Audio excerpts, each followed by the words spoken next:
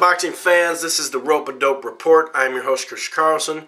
Make sure you check out every Wednesday or whenever you want on the on-demand podcast, the archive podcast. Check out Rope-A-Dope Radio, man. blogtalkradio.com/Rope-A-Dope Radio. I'll put a link. We just had Nate Campbell, who is always an entertaining guest. We had Jeff Mayweather the week before, Fast Eddie Chambers, a bunch of prospects. So make sure you check that out. Anyway, this video is about Allan Green, who is now in for Jermaine Taylor versus Andre Ward. Here's the thing about Allan Green. When he did lose, he lost to Miranda. That's his only loss. He did have a health condition, so that definitely has to be put into the equation, put into the formula, figuring out if he can win this fight or not. Because does that loss count? Well, yeah, it counts, but there was some health issues there. Another thing with Allan Green, you know, you look at his last fight against, I believe it was Travis Sims, and I just wasn't impressed.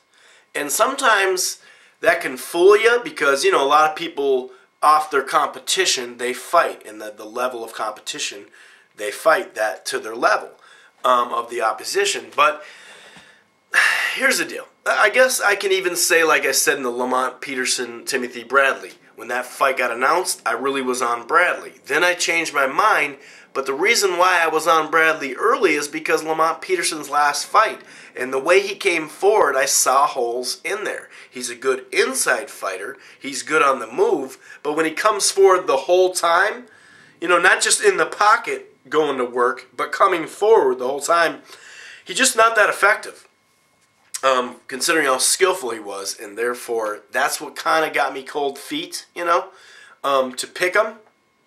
And then I came around and said, you know, he's not going to fight that fight. He's not going to come forward the whole time.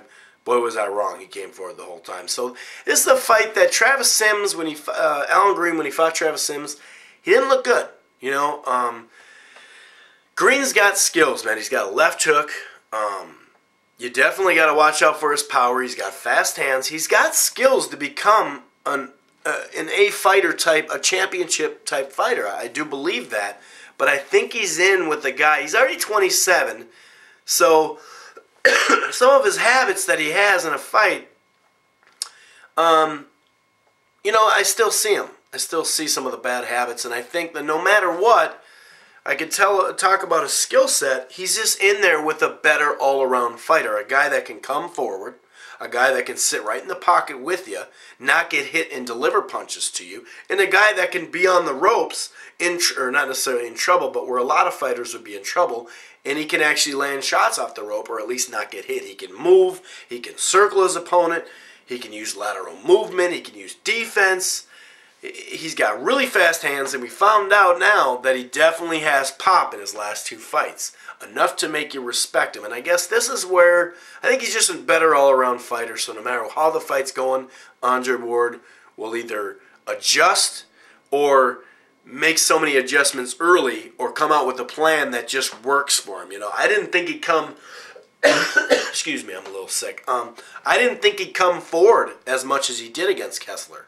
You know, I wouldn't doubt if he comes out there with a plan that has to make Allan Green adjust. But no matter what, if Green is doing something to him, I believe Andre Ward will adjust. Now it just comes down to a knockout or a decision. I can see a decision, okay? Unless those fast hands catch him with something he's not ready for, or a TKO type cut type thing. But I'm going to go with the decision. I wouldn't be totally surprised if there was a late KO or TKO, the way I described with a cut, or maybe he goes down a couple times and the corner throws it in. I don't know if he'll just knock him out clean or nothing like that. So I'm going to go with Andre Ward in a unanimous decision or a late TKO. And for the 12th and final round prediction, you know, you have to pick your win, you have to pick how, you have to pick exact. So if you're going to pick a KO, I got to pick exactly it. So I'm actually going to go with a decision on this one for Andre Ward. That's my prediction for both. My prediction for this video and for the 12th and final round prediction contest, the fantasy contest. Anyway, this has been the Rope-A-Dope Report. I'm your host, Chris Carlson. Peace.